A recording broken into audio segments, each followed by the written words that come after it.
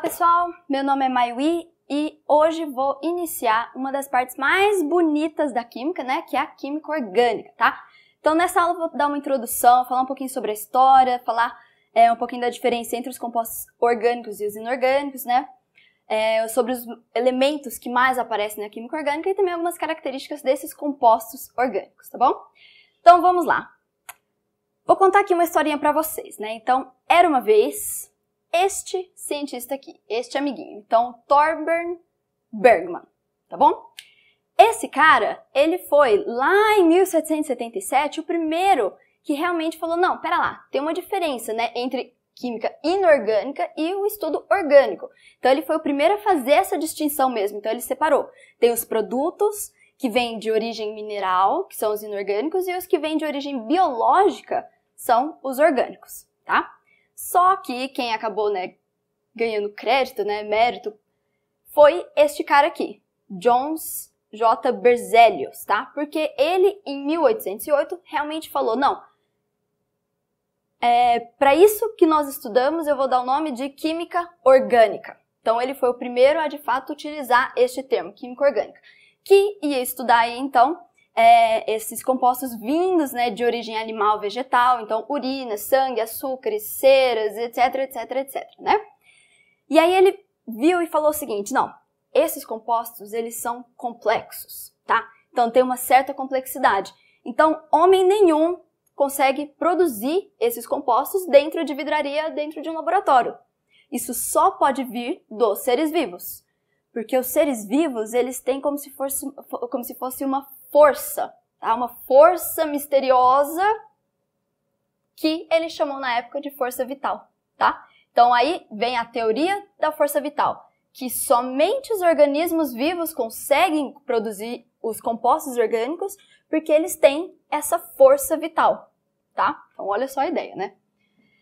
Aí veio esse camarada aqui, que por sinal foi aluno, né, do Berzelius, discípulo dele, o Friedrich Wöhler, sei lá como pronuncia o nome dele, né? Esse cientista alemão, e ele fez um experimento no laboratório. Olha só o que ele fez. Ele pegou aqui cianato de amônio, aqueceu, e olha só o que ele obteve. Ureia. E ureia seria um composto que eles classificavam como composto orgânico. Mas como que ele conseguiu fazer isso? No laboratório, sendo que a vidraria dele não tem força vital, tá? Então, a partir daqui, os cientistas começaram a questionar. Mas espera lá, será que realmente a teoria da força vital é válida? Será que não? Será que sim? Então, assim, por um tempo ainda ficou, né, essa dúvida, mas vários outros cientistas vieram, né, depois, começaram a sintetizar compostos que seriam somente de origem animal, vegetal, e eles viram que não. A teoria da força vital já era, né, afundou. Não existe isso daqui, tá? Inclusive, outros cientistas também vieram depois, publicaram livros mostrando, né, como que você consegue sintetizar compostos que possuem carbono, hidrogênio, nitrogênio e oxigênio, que são os principais elementos dos compostos orgânicos, tá? E então, teoria vital, da força vital, já era, tá? Desse jeito, a química orgânica, né, começou a expandir. Então, ela foi criando perninhas, né? E abrindo várias portas aí para novas descobertas. Então, desde o fato que os cientistas descobriram que o carbono, ele faz 4 ligações, desde isso até depois os nossos amiguinhos, o Watson e o Crick, eles conseguiram fazer a elucidação, né, da estrutura do DNA. O DNA que você estudou lá em biologia, né? Você vai ver de novo depois aqui comigo na parte de bioquímica.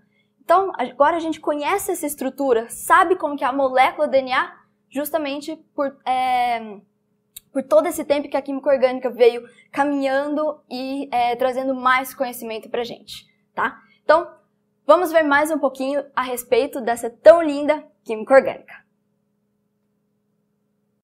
Então, vamos ver aqui uma definição, de fato, para a química orgânica. Essa definição aqui foi dada pelo Kekulé, guardem esse nome, que vocês vão ver ele novamente. É a área da química que estuda os compostos orgânicos, ou seja, os compostos que contêm carbono. Então, eu acredito que vocês já ouviram que a química orgânica é, na verdade, a química do carbono, né? Justamente por causa disso, que ela estuda os compostos orgânicos, e nesses compostos orgânicos há átomos de carbono, tá? Uma coisa que aqui vocês precisam deixar bem claro, bem separadinho na cabeça, é o seguinte. Quando a gente fala composto orgânico, você já ouve orgânico e lembra de organismo, né? Organismo vivo. Então, não lembrem disso daqui, porque realmente uma coisa não tem a ver com a outra, que nem a gente viu que a teoria da força vital já era, né? Tanto é que nós temos alguns compostos orgânicos, por exemplo, plástico, borracha, detergente, medicamentos, etc, etc, etc, que não vêm de organismo vivo, né? Que na verdade eles são sintetizados lá na indústria, né? Então você nunca vai ter um cachorrinho produzindo plástico, né? Por exemplo, né? Aí, outra dúvida que surge. Então peraí, a química orgânica é aquela que estuda os compostos que contêm carbono? Sim. Então, monóxido de carbono, dióxido de carbono e outros aqui, que a gente já viu na parte de inorgânica. Então quer dizer que eles são orgânicos também? Só porque tem carbono? Não. Aí que tá, né? Isso aqui é mais, na verdade, uma questão histórica e também pelo fato de que esses compostos, eles se parecem muito mais, né? Tem mais propriedades parecidas com os compostos inorgânicos do que os orgânicos, né? E também esses compostos já tinham sido descobertos, estudados, né? Até mesmo antes de saber que era química orgânica. Então, assim, meio que por convenção, esses compostos e outros, né? Outros sais, né? Por exemplo, sais de carbonato, sais de cianeto e tal, permanecem classificados como compostos inorgânicos, tá bom? Então, todos esses aqui, eles vão ser inorgânicos, tá? Então, não confunda, só porque tem carbono vai ser orgânico, não. Esses aqui permanecem inorgânicos, tá? Então, vamos falar um pouquinho mais sobre a importância de estudar química orgânica. Vamos falar sobre a importância da química orgânica. Então, pensa no seu dia a dia, tá? Pensa em coisas que são importantes para você.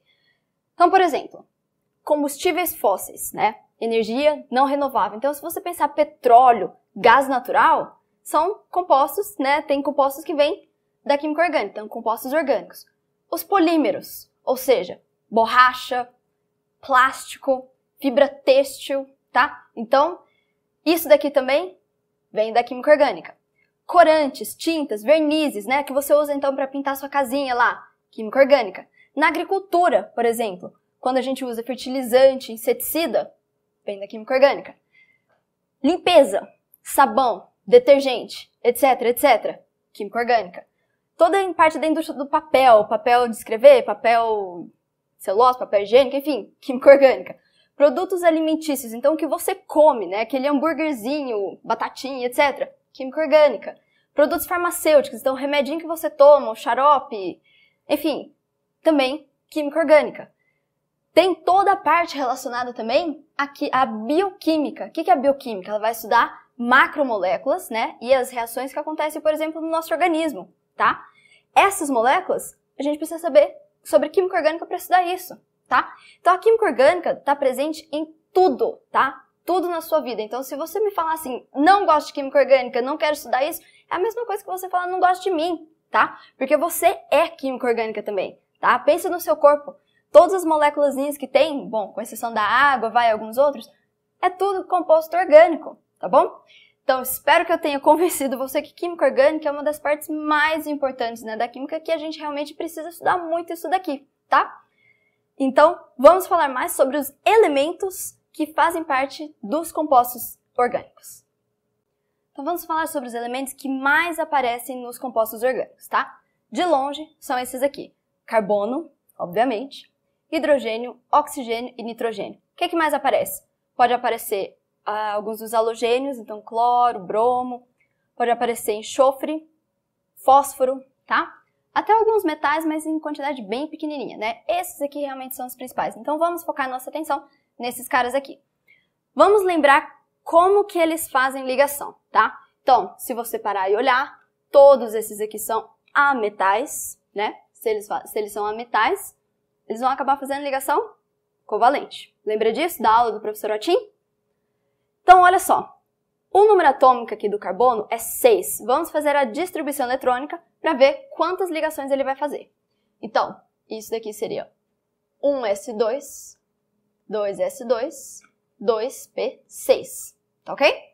Aí eu te pergunto, qual que é a camada de valência? Lembra o que é isso? É aquela camada, né, que tem aqui o maior número. Então, entre 1 e 2, número 2. Então, camada de valência seria aqui.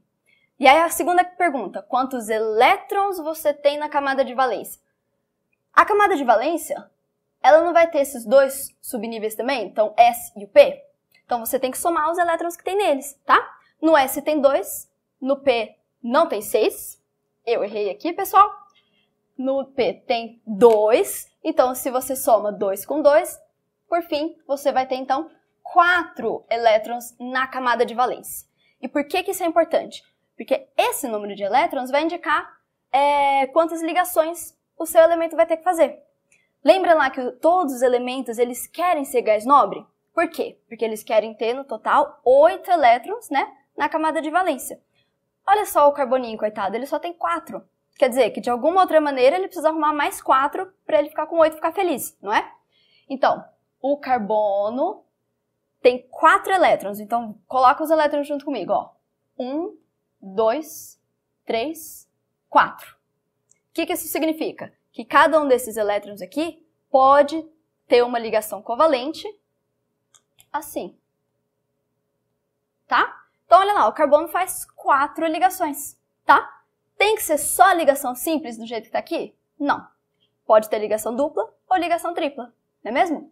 Então, por exemplo, se eu quiser adicionar uma ligação dupla, então o carbono, ele vai poder fazer, por exemplo, uma ligação dupla. Eu joguei esse elétron para cá, sobraram esses outros 2. Então, ele pode fazer uma ligação dupla com 2 simples. O que mais que ele pode fazer? 2 duplas, por exemplo, né? Então, ele pode fazer assim também. E, por fim, o que ele pode fazer também? Uma tripla ligação. Lembra disso? Então, você pode ter um carbono fazendo tripla ligação aqui e uma simples, tá? Então, as diferentes maneiras aqui que o carbono pode se organizar para fazer essa ligação covalente normal, tá bom?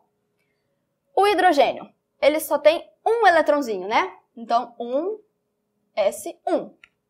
Camada de valência, a única que tem aqui, 1. Quantos elétrons na camada de valência? 1 elétron só na camada de valência. Aí você vai falar, poxa, então ele quer ser gás nobre, ele quer ter 8 elétrons na camada de valência, então ele precisa ganhar 7. Não, ele quer ser gás nobre, mas quem que ele está imitando? O hélio. E o hélio tem 2 eletronzinhos só. Então, o hidrogênio, ele precisa só de mais um, né?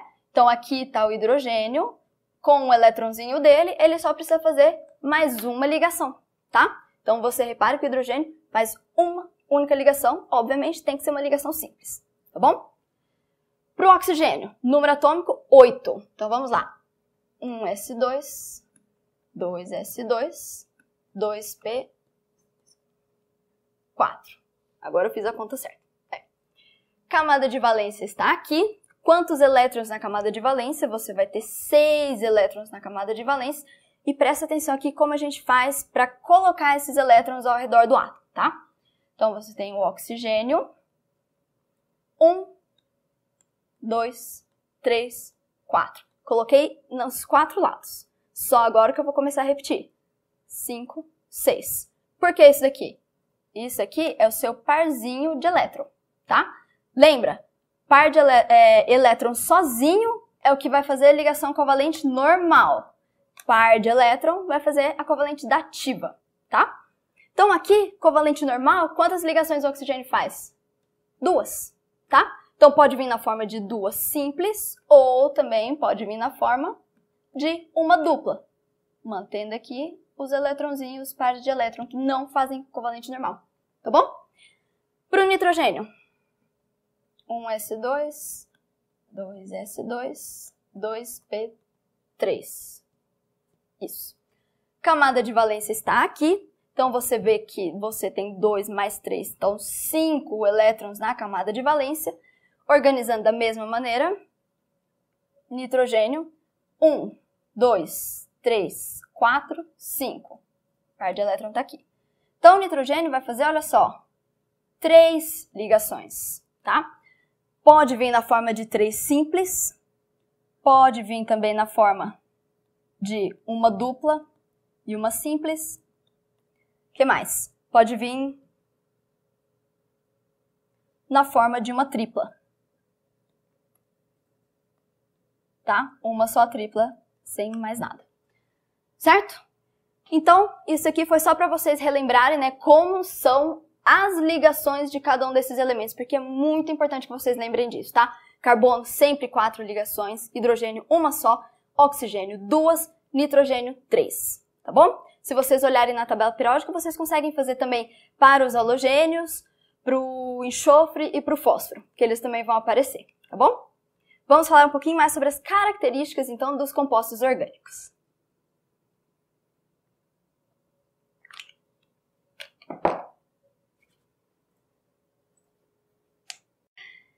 Então, pessoal, assim como os compostos inorgânicos também possuem algumas características gerais, né? Nós temos aqui algumas características dos compostos orgânicos, tá? Olha, isso aqui é como se fosse realmente um geral que se aplica a boa parte dos compostos orgânicos. Isso eu digo porque a gente deve conhecer, sei lá, uns 9 milhões de compostos orgânicos, tá? Claro que vai ter exceção, né? Claro que não vai ser as mesmas características para todos, mas dá uma boa ideia do que são os compostos orgânicos, tá bom? Então, primeiro de tudo, os compostos orgânicos, eles têm predominantemente ligação covalente. Então, lembra que eu falei? Olha lá, a gente tem carbono, hidrogênio, oxigênio, nitrogênio, enxofre, fósforo, cloro, bromo, são todos ametais, né? Então, se são ametais, eles vão acabar fazendo ligação covalente, predominantemente.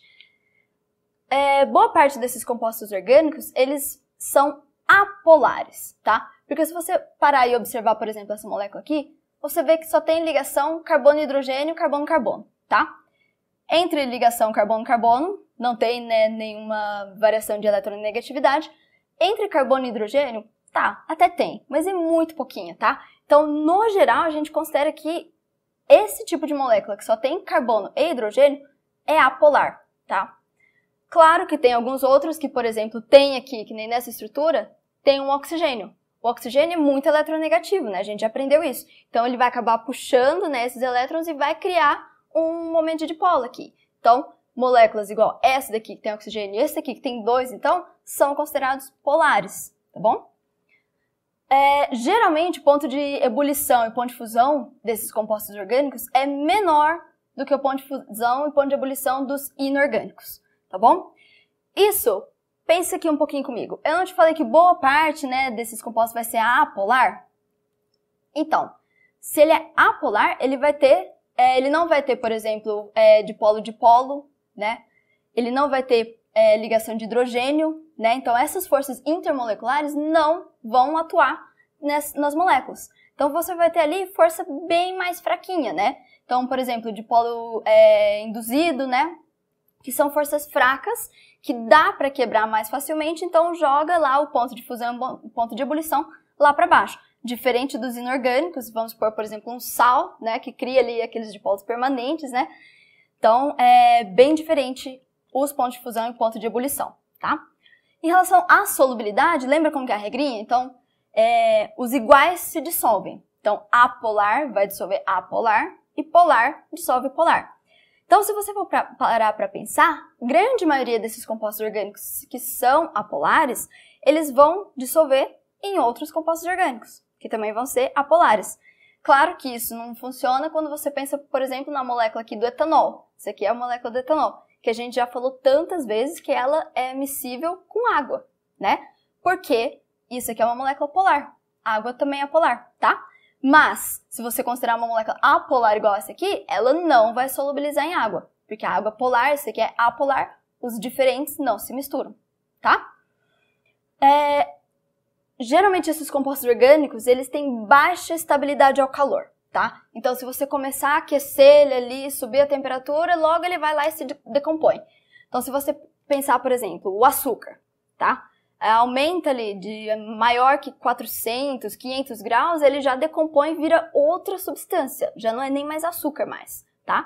Enquanto que, por exemplo, uma substância inorgânica, o cloreto de sódio, se você tem ele na forma sólida, você quer passar ele para a forma líquida, o ponto de fusão dele é 800 graus, que já é muito além da temperatura necessária para decompor o açúcar, tá? E você consegue obter ele nessa forma líquida, né? Então, assim, em relação aos inorgânicos, os orgânicos têm baixa estabilidade ao calor e também eles sofrem combustão, tá? Então, eles podem ser o combustível ali, né, para essas reações de combustão que nós vamos ver mais para frente, tá? Além disso, eles não conduzem eletricidade. Isso parece, né, meio óbvio até, porque, pensa só, se você tem predominantemente ligação covalente, então você vai ter uma molécula. Lembra, se você tem ligação iônica, você vai ter então um composto iônico, tá? No composto iônico, você consegue separar nos íons, e os íons que são responsáveis pela condução de eletricidade. No composto orgânico, como é tudo covalente, você tem as moléculas. Então, essas moléculas, elas não vão conduzir eletricidade, tá? Precisa ter íon livre para conduzir. Então, eles não conduzem eletricidade. E aqui, para finalizar, talvez a característica mais importante aqui deles, que é o encadeamento. O que significa isso? Lembra que o carbono faz 4 ligações? Ou seja, ele pode se ligar a outros 4 carbonos, em todas nas 4 direções aqui, e esses 4, por sua vez, podem se ligar a outros carbonos e a outros e a outros. Então, por isso que a gente tem macromoléculas, né? Então, moléculas enormes aí dentro da química orgânica, por causa dessa propriedade.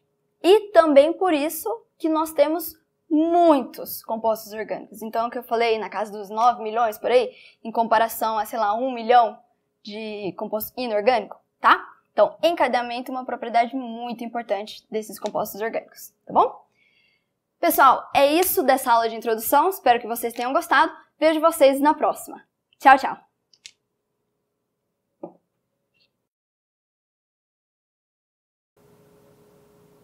Espera aí que a palavra já fugiu. Torbern Bergman, tá bom? Jöns J. Berzelius, tá? Friedrich Wöhler, sei lá como pronuncia o nome dele, né?